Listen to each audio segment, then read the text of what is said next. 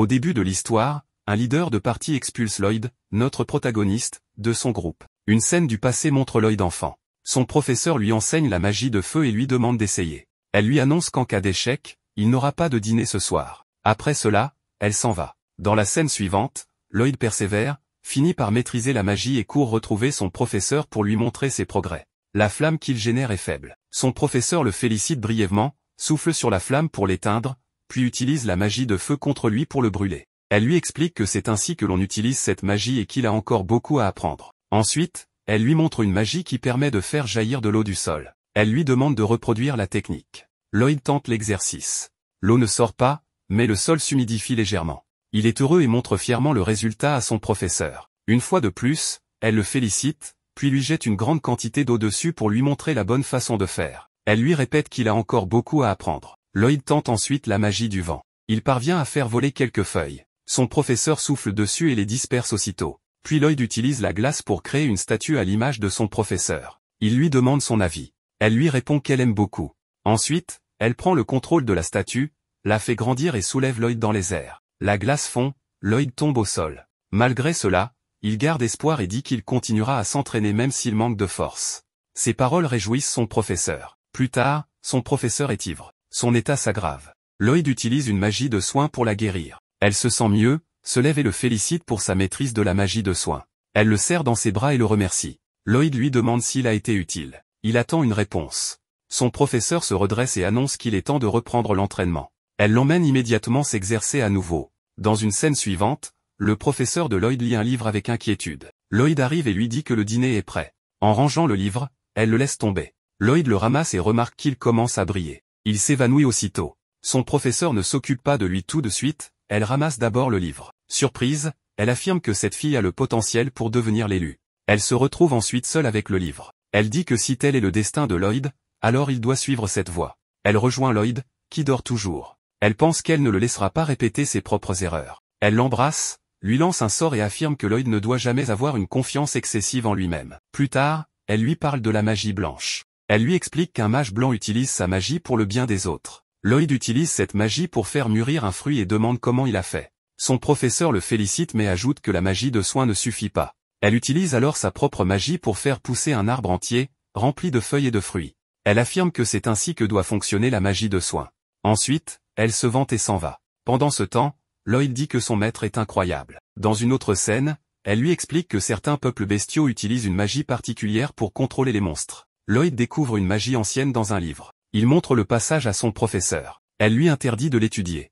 Elle lui dit que cette magie a disparu depuis longtemps et n'existe plus.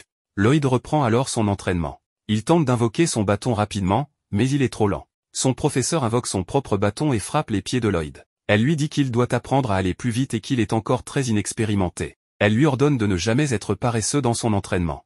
Lloyd répond qu'il a compris. Dans une autre scène, Lloyd lit sur les pierres magiques. Son professeur lui explique que ces pierres sont du mana cristallisé. Ensuite, elle l'emmène dans une forêt remplie d'animaux. Lloyd lui demande pourquoi elle l'a amené ici. Elle lui donne un couteau et lui dit qu'il doit survivre ici pendant une semaine en utilisant sa propre magie. Aussitôt, elle s'enfuit. Un monstre attaque alors Lloyd. Pris de panique, il grimpe à un arbre. Il réalise qu'avec sa magie blanche, il ne pourra pas vaincre ce monstre et décide de fuir. En fermant les yeux, il parvient à voir au loin. Il descend de l'arbre, trouve un fruit cru, utilise sa magie de soin pour le faire mûrir, le mange et commence sa survie. Il crée aussi un cercle magique et réfléchit à améliorer sa force.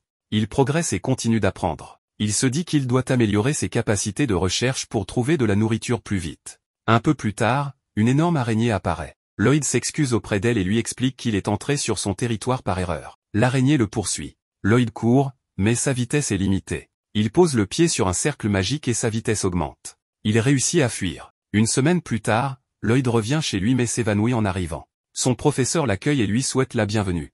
Les années passent. Lloyd a grandi. Il nettoie la maison.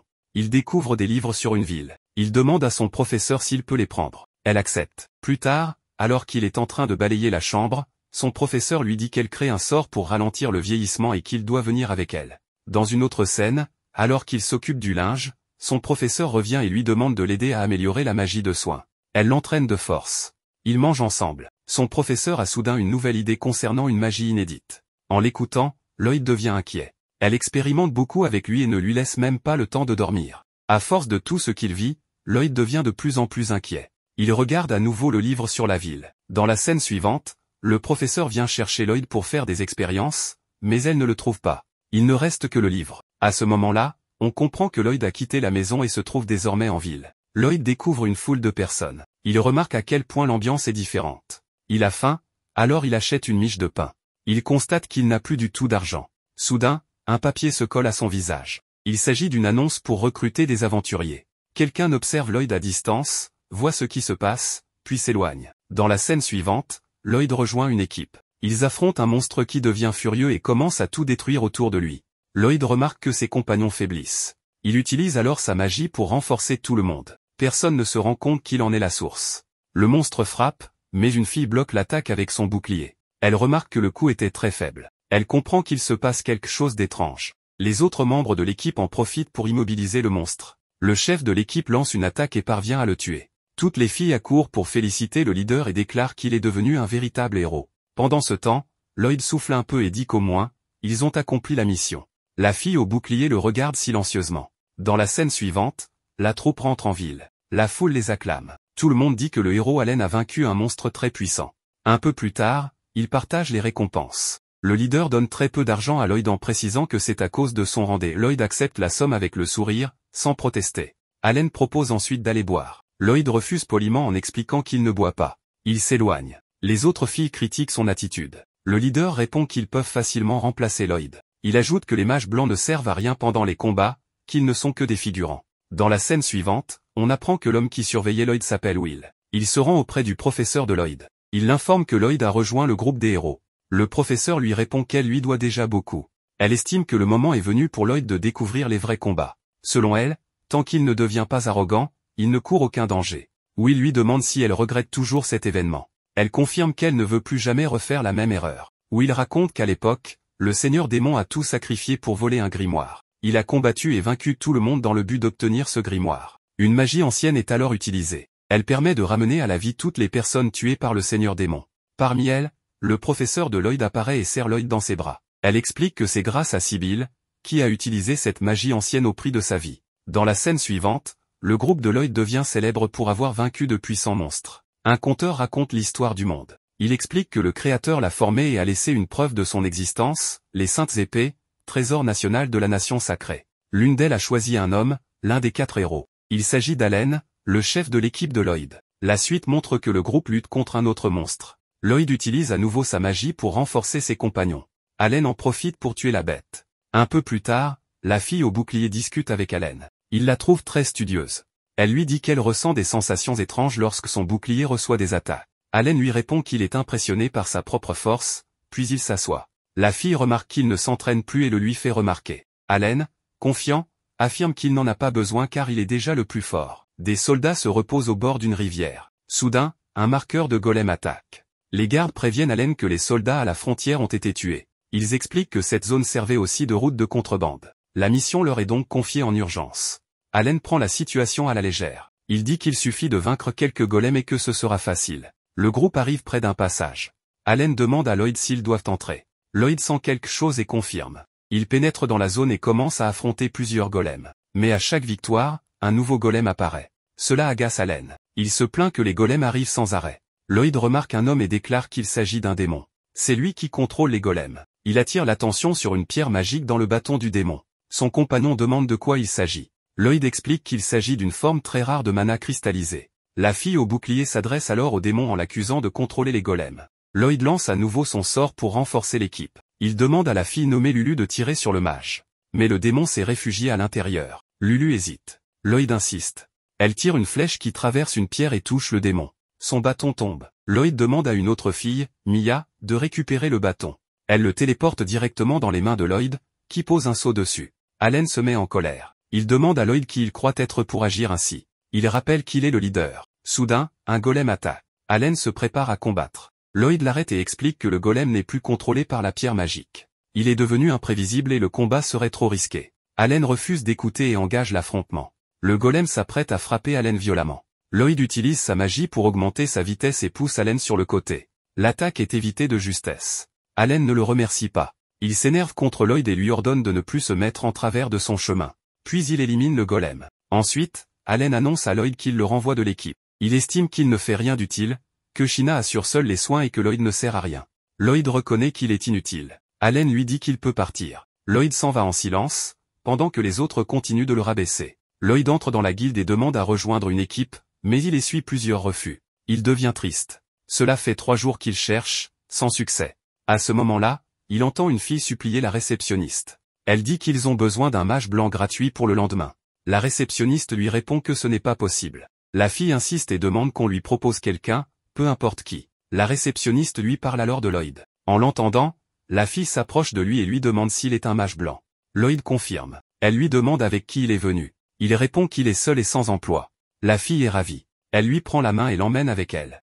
En remontant un peu, Lloyd errait dans les rues de la ville, encore marqué par son exclusion du groupe par Allen. Ce jour-là, le chef avait osé dire que le mage blanc se cachait derrière ses coéquipiers, laissant tout le travail de soin à Sheena. Aussi étrange que cela puisse paraître, Lloyd admet qu'il n'était pas très puissant à l'époque, et il a plutôt bien pris ce rejet, tout bien considéré. En chemin, il passa devant une fontaine ornée d'une petite statue de son maître, ce qui lui rappela à quel point elle était exceptionnelle. Elle lui avait dit un jour qu'il n'était pas prêt à se débrouiller seul, et maintenant, il comprend qu'elle avait raison. Pendant ce temps, le groupe censé recruter un mage blanc s'était réuni pour une mission, infiltrer la forteresse en bois d'une bande appelée les Dirty Blocks. La fille aux cheveux roses semblait confiante, mais même elle savait que cette quête de rang a été difficile, ce qui rendait le reste du groupe nerveux.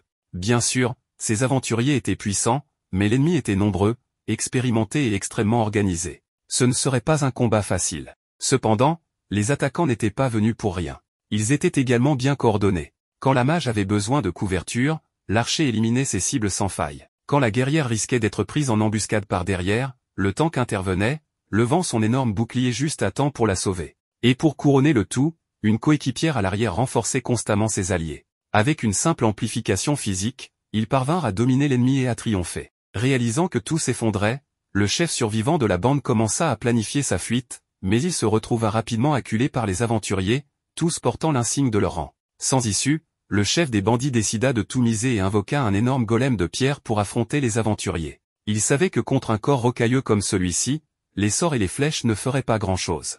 La guerrière de première ligne, toujours la première à agir, s'avança pour défendre. Elle porta un coup d'épée solide à la tête du golem, laissant une petite fissure, mais cela ne suffit pas à le ralentir. Sans perdre une seconde, elle appela Krumm pour qu'elle lui lance un sort d'amplification physique. Avec le sort activé, elle replongea dans la mêlée et asséna un second coup vertical, coupant le golem en deux comme s'il était fait de beurre. Une fois la poussière retombée, Krumm s'excusa d'avoir perdu sa concentration pendant le combat, se demandant si elle avait vraiment sa place dans un groupe de si haut niveau. La guerrière la rassura, lui disant qu'il n'y avait rien à craindre. Tout le monde comprenait que Krumm traversait une période difficile, surtout avec sa sœur Sylvie qui vivait des moments compliqués. Dans la scène suivante, nous revenons au moment où Lloyd est rejeté par l'archer à la guilde des aventuriers, juste avant que la fille aux cheveux roses n'arrive en trombe. Désespérée de trouver un mage blanc, la réceptionniste expliqua que les exigences pour rejoindre un groupe de rang S rendaient la tâche presque impossible. Mais l'un des membres de l'équipe était prêt à prendre n'importe qui à ce stade. Lloyd, qui cherchait tranquillement une équipe,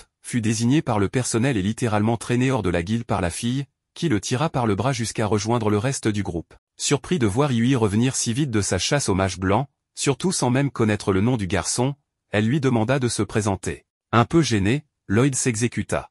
Yui présenta ensuite Dagas, le porteur de bouclier, Cross, l'archer, Silica, la mage, et enfin elle-même, Yui, la leader et épéiste. Elle accueillit officiellement le nouveau membre, mais Lloyd précisa rapidement qu'il n'avait jamais accepté de rejoindre le groupe. Silica intervint, disant qu'elle savait que cela arriverait. Dagas souligna que la chef n'avait rien expliqué, et Cross suggéra qu'il devrait refuser la mission, car il ne pouvait pas la réaliser sans Krumm. Pourtant, Yui et les autres se souvenaient que les clients avaient désespérément besoin d'aide, et comme il s'agissait d'une mission de rang A, seul un groupe de leur niveau pouvait l'accepter. Les équipes de ce rang étant rares, la tâche leur incombait. Lloyd fut stupéfait d'apprendre que ces gens étaient si puissants, surtout après qu'Allen l'avait traité d'inutile et de faible. Le mage blanc ne se voyait pas capable d'aider une équipe aussi forte. Mais avec son assurance habituelle, Yui le motiva, lui garantissant qu'il en était capable. Le groupe demanda alors à Lloyd de montrer sa magie de soutien. Sous la pression de leurs grandes attentes, il transpirait à grosses gouttes, son estime de soi étant au plus bas. Dagas suggéra de demander un sort spécifique pour ne pas embrouiller le nouveau. Yui lui ordonna de lancer un sort d'amplification sur toute l'équipe. Cross et Silica notèrent qu'aucun mage blanc ordinaire ne pouvait accomplir cela et pensèrent qu'il valait mieux abandonner l'idée. Pour être sûr, Lloyd demanda si c'était le seul test pour rejoindre le groupe. Iwi confirma, à condition qu'il amplifie tout le monde en même temps, pas un par un. La pression monta encore. Lloyd était loin de leur niveau, et à part Iwi, personne ne croyait vraiment qu'il en était capable. Prenant une grande inspiration, il se ressaisit et saisit son bâton. Soudain, tout le groupe observa, émerveillé, son bâton apparaître de nulle part. Lloyd l'utilisa pour invoquer des cercles magiques de différentes couleurs, chacun se déplaçant en parfaite synchronisation jusqu'à ce qu'ils se rassemblent sous les aventuriers de rang S, créant un spectacle éblouissant de lumière et de couleurs. Bouche bée, Iwi demanda d'où venait ce bâton. Lloyd expliqua qu'il s'agissait d'un simple sort de stockage, mais ce qu'il voulait vraiment savoir, c'était ce que ses coéquipiers pensaient de son sort d'amplification. Iwi, complètement confuse, ne savait même pas que l'amplification avait fonctionné. Les autres essayèrent de ressentir des changements, mais seul Cross se sentit un peu plus léger. Pour tester, la leader s'approcha d'un énorme tronc d'arbre et le trancha net d'un seul coup d'épée, laissant tout le monde abasourdi. Lloyd révéla alors qu'il avait lancé 5 sorts différents, amplification physique, renforcement de la défense, augmentation de la puissance magique, réduction de la consommation de mana et résistance aux altérations d'état. Lancer un seul sort lui semblait trop simple, alors il avait pensé que tout le monde attendait quelque chose de plus. Mais voyant leur visage choqué, le mage blanc crut qu'il avait tout raté, s'excusa pour avoir fait quelque chose d'aussi médiocre et commença à s'éloigner, convaincu qu'il n'était pas le bon pour cette équipe. Iwi et les autres le rappelèrent rapidement, réalisant qu'il avait mal interprété leur réaction. Peu après, Lloyd raconta qu'il faisait partie du légendaire groupe des 4 héros du monde, mais qu'il en avait été exclu pour manque de compétences. Silica admit qu'elle n'avait jamais vu quelqu'un lancer autant d'amplification à la fois comme Lloyd venait de le faire. Mais le garçon insista en disant qu'il y avait des tonnes de mages blancs de son niveau, qu'il suffisait de secouer un arbre pour en faire tomber 5 comme lui. Cross lui demanda d'où il tirait cette estime de soi au rabais. Lloyd suggéra qu'ils essaient de récupérer l'ancienne mage blanche du groupe, mais ils expliquèrent que Chrome avait une petite sœur malade dont elle s'occupait tous les jours tout en continuant les aventures. L'épuisement constant avait affecté sa santé, et lors d'une mission récente, elle s'était effondrée, décidant de quitter le groupe pour ne pas être un fardeau. Normalement, cela ne poserait pas de problème pour la plupart des quêtes, mais affronter une mission de rang à 100 mages blancs n'était pas judicieux, d'où leur recherche d'un remplaçant. Voyant à quel point les autres respectaient encore Chrome, même absente, Lloyd ressentit une pointe d'envie et demanda des détails sur la maladie de sa petite sœur. Il avouèrent ne pas savoir grand-chose, mais il semblait que son corps se transformait en gemme magique. Lloyd se rappela alors une leçon de son ancien mentor à ce sujet. Elle lui avait expliqué que la gemme magique était une cristallisation de mana, capable de transformer tout ce qui l'entoure en gemme magique. Ce jour-là, Lloyd avait demandé s'il existait un moyen de guérir cela. Y pensant maintenant, il demanda à être conduit chez Chrome. Plus tard, le mage blanc arriva chez son ancienne coéquipière avec la leader à ses côtés. Il alla droit au but, interrogeant Chrome sur sa jeune sœur. Chrome expliqua qu'elle partait en aventure avec Sylvie, mais que celle-ci avait été blessée au cours d'une bataille, la laissant inconsciente. Pour vérifier ses symptômes, Lloyd fut conduit dans la chambre où Sylvie reposait. Dès que la porte s'ouvrit, il ressentit un mana sombre et oppressant remplir la pièce. Chrome retira la couverture, révélant le corps de sa sœur, lentement envahi par la gemme magique. Lloyd affirma que, si sa théorie était correcte, il pouvait la guérir. Chrome, incrédule, souligna que même les mages avancés n'avaient pas réussi. Mais Lloyd était confiant. Il expliqua que la cause pourrait être une coupure infligée par une gemme magique très pure. Il demanda si Sylvie avait été blessée dans une grotte riche en mana, ce que Chrome confirma, précisant qu'elles étaient en mission pour extraire de la gemme magique et que sa sœur avait été coupée sur le flanc. En examinant la blessure, Lloyd comprit exactement ce qui s'était passé, le mana était entré par la plaie et s'était répandu dans son corps, comme son mentor le lui avait appris. Désespéré de sauver sa sœur, Chrome laissa le jeune mage tenter sa chance. Lloyd s'approcha de la patiente, leva son bâton et émit une lumière qui entra en conflit avec le mana sombre enveloppant le corps de Sylvie. La pression était si intense qu'il dut faire une pause.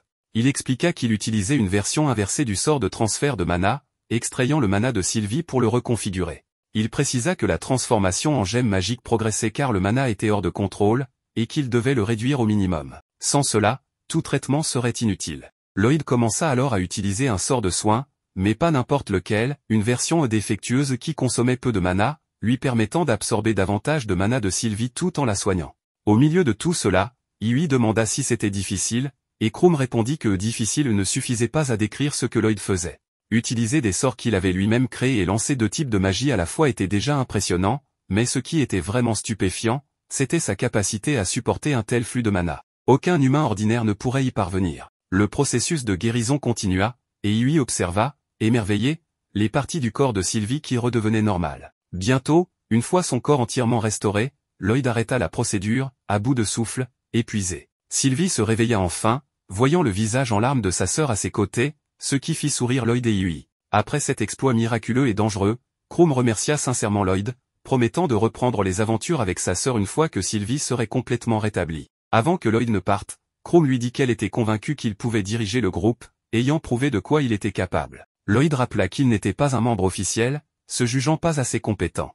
La nuit, l'équipe de rang S se réunit à nouveau pour célébrer la bonne nouvelle. Sylvie, la sœur de Krumm, était enfin guérie de sa terrible condition de gemme magique, grâce au mage blanc novice qui s'avéra bien plus talentueux que prévu. Malgré cet exploit incroyable, Lloyd resta humble, insistant qu'il n'avait rien fait d'extraordinaire. Il ne pouvait s'empêcher de regretter que Krumm ne soit pas revenu dans le groupe. Cependant, l'équipe était simplement heureuse que leur ami ait un nouveau départ, ce qui fit prendre conscience à Lloyd à quel point ce groupe était différent de la manière horrible dont son ancienne équipe l'avait traité. Pendant la célébration, Dagas lança une question, s'il pouvait renaître, que voudrait-il être? Silica admit qu'elle aimerait se marier. Iwi dit la même chose, mais ajouta qu'elle voulait devenir une grande héroïne avec cette équipe. Soudain, Lloyd interrompit pour demander s'il pouvait rejoindre le groupe. Immédiatement, tout le monde se montra enthousiaste à l'idée d'accueillir leur nouveau coéquipier, et la leader proposa d'organiser une fête de bienvenue. Fidèle à sa nature modeste, le mage blanc estima que ce n'était pas nécessaire, mais Iwi le força pratiquement à accepter. Les autres la taquinèrent, disant qu'elle cherchait juste une excuse pour boire à outrance, ce que Iwi démentit vigoureusement en argumentant avec tout le monde. L'équipe de Iwi organise une fête pour Lloyd, leur nouveau membre, et Lloyd les remercie, engloutissant la nourriture comme s'il n'avait jamais mangé auparavant, ce qui pousse les autres à lui demander s'il n'a jamais vraiment mangé de bonne nourriture avant. En entendant que la cuisine de cette ville est plutôt moyenne, Lloyd commence à se demander si ce que son maître lui a donné à manger était vraiment de la nourriture ou non. Iwi demande à Lloyd de parler de ce maître, et il lui raconte que son maître est une femme mystérieuse qui lui a appris à utiliser la magie. Il a passé plusieurs années avec elle dans sa maison qui ressemble à un temple d'initiation. Là-bas, elle ne lui cuisinait que ce qui poussait naturellement dans son jardin et les bêtes sauvages qui vivaient près de la forêt. Lloyd, bien sûr, n'appréciait pas la cuisine de son maître. Alors, il a commencé à préparer le repas lui-même, mais il n'a jamais réussi à obtenir des saveurs comme celles qu'il découvre maintenant, et c'est pourquoi il est si excité. Iwi veut savoir qui est le maître de Lloyd puisque celle-ci lui a enseigné une magie aussi incroyable. Silica suppose que le maître de Lloyd est aussi un mage blanc comme lui, mais ce n'est pas vrai. Lloyd dit à Silica que son maître est plus un mage de combat et mentionne comment elle expérimentait souvent avec la magie, provoquant des explosions très fréquemment. Silica est surprise d'entendre cela, car elle n'a jamais entendu parler d'un mage de combat aussi doué en magie de soutien. Silica voudrait apprendre auprès d'une personne aussi incroyable. Mais Lloyd la met immédiatement en garde contre cela, l'avertissant que son maître est très brutal en tant qu'enseignante, bien qu'il se corrige ensuite avant qu'il ne se fasse une mauvaise idée, leur disant que son maître est aussi gentil par moments. Quoi qu'il en soit, le groupe passe à un autre sujet, et Iwi veut aborder leur réunion stratégique habituelle. Lloyd ne connaît pas ce terme, alors Cross et Dagas suggèrent d'abord d'expliquer à Lloyd de quoi parle leur prochaine quête, car il ne comprendra rien à leur stratégie s'il ne sait pas en quoi consiste le travail. Cependant, Iwi hésite à expliquer, affirmant qu'elle est mauvaise pour ça. Alors, elle demande à Dagas de le faire. Mais Dagas refuse catégoriquement, lui rappelant qu'elle est leur chef, donc elle devrait commencer à se comporter comme telle. Mais comme Iwi insiste, Dagas accepte. Et une fois que Iwi sort la vie de quête, il explique à Lloyd que leur prochaine tâche est de vaincre un groupe de monstres qui détruisent les terres agricoles. Apparemment, ces monstres sont apparus de nulle part et ont commencé à piétiner toutes les terres cultivées. Lloyd remarque que Dagas n'a pas mentionné quel type de monstre cause cela, ce qui soulève la question de savoir s'il y a plusieurs sortes de monstres. Lorsque Silica répond par l'affirmative, Lloyd commence à se demander pourquoi ce phénomène a eu lieu. Il n'a jamais entendu parler de différents types de monstres formant un groupe, mais Iwi lui dit de ne pas perdre de temps à réfléchir à la raison et d'agir rapidement, car c'est leur devoir en tant qu'aventuriers d'aider les fermiers en difficulté. Maintenant que Lloyd est informé, il passe à leur réunion stratégique lorsque Cross lève la main, informant le groupe qu'il et Iwi ne seront pas d'une grande aide contre un groupe de loups. Apparemment, Silica est la mieux placée pour affronter les monstres, et Silica est d'accord. Mais en même temps, elle est incertaine car elle devra utiliser des attaques à large portée qui consomment beaucoup de mana. Puisque 3 d'entre eux sont inutiles, Iwi demande à Lloyd s'il peut lancer une magie offensive. Lloyd admet qu'il le peut, mais en même temps, il prétend que sa magie n'est pas aussi bonne que celle que les mages de combat peuvent produire. Puisque Lloyd est aussi inutile, le seul attaquant utile dans leur équipe est Dagas, qui élabore un plan pour ouvrir leur attaque sur les monstres avec Iwi. Il prévoit de faire équipe avec Iwi et d'attirer tous les monstres en un seul endroit, puis de laisser le reste à Silica. Et le rôle de Cross en tant qu'archer sera de protéger Silica et Lloyd des monstres. Quant à Lloyd, son rôle est d'utiliser la magie de soutien et de guérison sur tout le monde, une tâche typique pour un mage blanc. Dagas déclare qu'ils peuvent régler le reste sur le champ de bataille et conclut la réunion stratégique. Silica exprime à quel point elle est excitée de voir la magie de soutien de Lloyd, mais Lloyd lui-même n'est pas aussi enthousiaste, et il dit à Silica de ne pas trop espérer. Même s'il est puissant, il se dévalorise trop. Alors Yui lui conseille d'être un peu plus confiant tandis que tout le groupe l'encourage à faire de son mieux. L'humeur de Lloyd s'illumine à nouveau. Après la réunion, le groupe commence à rentrer à leur auberge, et Lloyd commence aussi à marcher dans la direction opposée. C'est alors que Dagas l'arrête, lui disant de venir rester avec eux à l'auberge. Lloyd mentionne maladroitement qu'il est fauché, mais Dagas ne pense pas que l'argent sera jamais un problème puisqu'ils sont une équipe d'aventuriers de rang S pour aider Lloyd. Dagas lui donne une bourse pleine de pièces d'or et d'argent. Mais sachant que Lloyd n'acceptera pas cela gratuitement, Dagas lui dit qu'il déduira cet argent de la part de Lloyd de la récompense de la quête. Lloyd promet de travailler dur pour rembourser la gentillesse de Dagas et rejoint ensuite le groupe sur le chemin de l'auberge. Le lendemain matin, le groupe se réunit à la porte principale, et Yui arrive en dernier, remarquant que personne d'autre ne porte de bagages. Lorsqu'elle apprend que Lloyd peut utiliser la magie de stockage, elle lui donne aussi son sac à dos, qu'il range dans son inventaire dimensionnel. Tout le groupe commente à quel point la magie de stockage de Lloyd est utile et pratique, et Lloyd propose de leur enseigner cette magie plus tard. Avec cela, le groupe commence son voyage et entre dans une plaine où des montagnes sont visibles au loin. Selon Dagas, des démons vivent au-delà de ces montagnes, donc ils doivent être prudents car leur lieu de quête est à proximité. Ils peinent à traverser un pont en bois et Yui propose un plan pour se distraire de cette hauteur effrayante. Elle pose une question stupide à tout le monde. Et tandis que chacun donne une réponse ridicule, Lloyd, l'idiot, répond sérieusement, laissant Yui se demander s'il est retraité ou quelque chose comme ça. Quoi qu'il en soit, elle lui conseille de prendre les choses plus facilement à partir de maintenant, car rester constamment sur le qui-vive va l'épuiser. Pendant qu'il plaisante près de la rivière, un mage noir se trouve au milieu de la même forêt et lance de la magie noire autour de la forêt. Ils terminent de traverser la rivière et atteignent l'endroit où ils camperont. Ils ont besoin de leurs bagages et ils sortent tout ce qu'ils ont gardé dans son stockage. Ils sont tellement contents d'avoir voyagé si léger, ce qui a rendu leur voyage beaucoup plus rapide. Ils commencent à installer leur camp. Ils aménagent la pièce, prennent de l'eau et aussi d'autres choses nécessaires à leur bien-être. Après un dur labeur et du stress, Yui est fatiguée et souhaite prendre une douche. Elle demande à ses compagnons d'équipe si elle peut être excusée pour prendre une douche, mais ils ont encore d'autres choses à faire. Ils doivent ramasser du bois et d'autres affaires. En conséquence, elle ne peut pas y aller. Lloyd propose de les aider à ramasser du bois, afin qu'elle ait assez de temps pour se nettoyer. Elle est ravie de sa suggestion, alors elle part avec Silica. Lloyd arrive dans la forêt et ramasse du bois. Il voit le fruit que son maître cultivait avec sa magie, alors il le prend. Il mord dans le fruit, et c'est tellement bon. Avant qu'il ne puisse savourer sa bouchée, il entend un bruit dans la rivière. Il s'avère qu'un monstre a attaqué Yui et Silica dans la rivière, et elles sont effrayées. Elles essaient de se retirer, mais le monstre est très rapide aussi. Elles reculent dos à dos, mais Silica tombe quand elle atteint le bout. Elle dit à Yui qu'elles doivent se battre. Heureusement, Lloyd grimpe à un arbre et les voit. Il court pour les secourir. Il distrait le monstre pour qu'elles puissent atteindre la terre ferme et il leur jette aussi leurs armes qu'il avait gardées dans son stockage. Ensuite, il leur donne plus de force pour combattre. Yui se jette sur le monstre et le coupe en deux. L'autre partie est encore forte, alors elle demande à Silica et Lloyd de courir pour leur sécurité. Elle lance une boule de feu et, à sa grande surprise, la boule de feu terrasse le monstre d'un coup. Elle est choquée que sa boule de feu soit si efficace. Et c'est tout grâce à la magie de Lloyd. Elle saute et sa serviette tombe alors que Lloyd est à côté d'elle. Et ce que Lloyd reçoit en retour pour les avoir secourus est une gifle brûlante qui secoue toute la rivière. Ils retournent à leur camp et Lloyd essaie de leur enseigner comment faire du stockage avec sa joue rouge de la gifle qu'il vient de recevoir. Il leur dit qu'il suffit d'imaginer et de le faire, mais ils n'y parviennent pas. Après de longues tentatives, ils supposent qu'ils ne sont pas faits pour ça. Mais Lloyd insiste en disant qu'il pourrait être un mauvais professeur. Silica pense qu'elle pourrait invoquer le stockage et y arriver. Et quand elle le fait, elle réussit. Ils réalisent qu'ils ne sont pas comme Lloyd qui peut utiliser la magie sans incantation. Alors ils utilisent des incantations et ils réussissent. Ils s'entraînent jusqu'à la nuit, et c'était une journée épanouissante. La nuit, Yui regarde autour de la zone et Lloyd lui dit qu'il n'y a pas de monstres aux alentours. Elle vient s'asseoir devant lui et lui exprime sa gratitude pour avoir rejoint leur groupe. Lui aussi n'avait pas de groupe, donc il avait besoin d'eux. En conséquence, il ne pense pas qu'elles doivent le remercier. Cependant, elle comprend qu'elle l'a forcé malgré tout.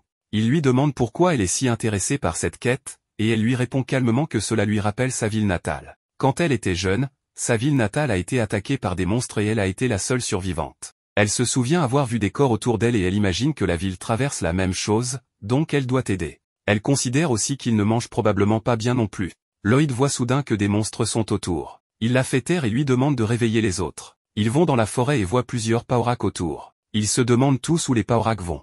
Et quand Lloyd trouve la réponse, il leur fait signe de marcher dans une direction.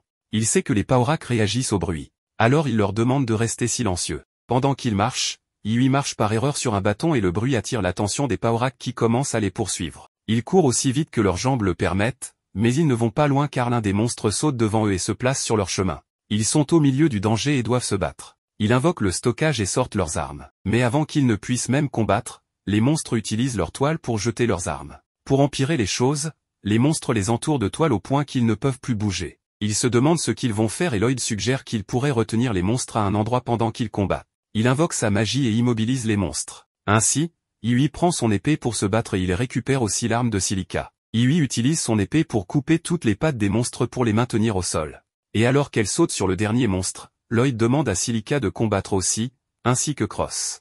Ils se jettent tous dans le combat et ils gagnent. Après leur victoire, Lloyd se sent mal d'avoir pris le contrôle en commandant l'équipe. Alors, il s'excuse, mais ils sont d'accord avec ça parce que s'ils n'étaient pas là, ils auraient perdu le combat. Il l'apprécie pour avoir pris des initiatives et il est content d'être accepté à cet endroit. Ils retournent tous à leur camp et le lendemain matin, ils rangent leurs affaires pour continuer leur voyage. Ils invoquent tous leur stockage et mettent leurs bagages pour partir. Cependant, Lloyd reste là, se demandant pourquoi il y a des Paorak autour et où ils allaient. Iui l'appelle et lui demande de venir. Il court vers eux, heureux d'avoir maintenant trouvé une équipe pour lui-même.